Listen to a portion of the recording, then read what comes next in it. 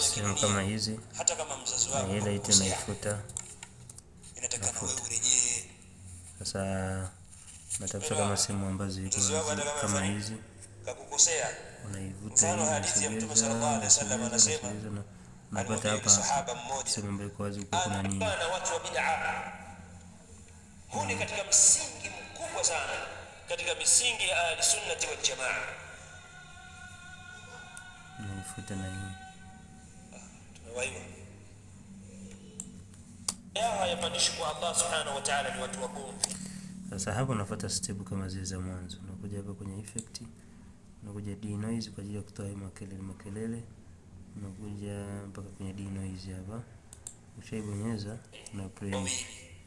Wenye magomvi baina ya Waislamu, kelele ilipopungua, unaweza kutumia ndani. Wale Waislamu wenye magomvi wawili wakagombana hivi kwa sababu ya mambo ya dunia, matendo yao hayapandishwi katika huu mwezi, matendo yao ya mwaka mzima.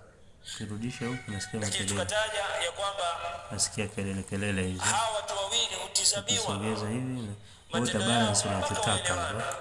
Kiasi ambacho unataka. Kumuhama mtu wa bid'a. Lakini usogeze sana mpaka mwisho. Kuna wakati mwingine sauti inakuwa isikiki vizuri kwa sababu ya kuibana sana, kwa unataka kuondosha sana zile kelele.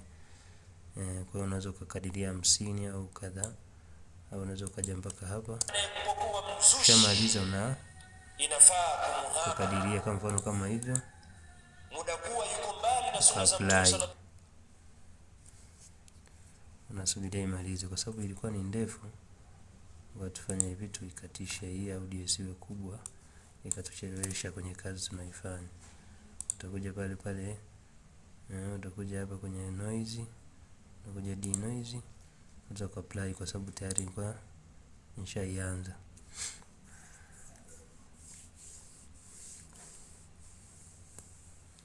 Kisha tufuata hatua nyingine sasa kwa imalize.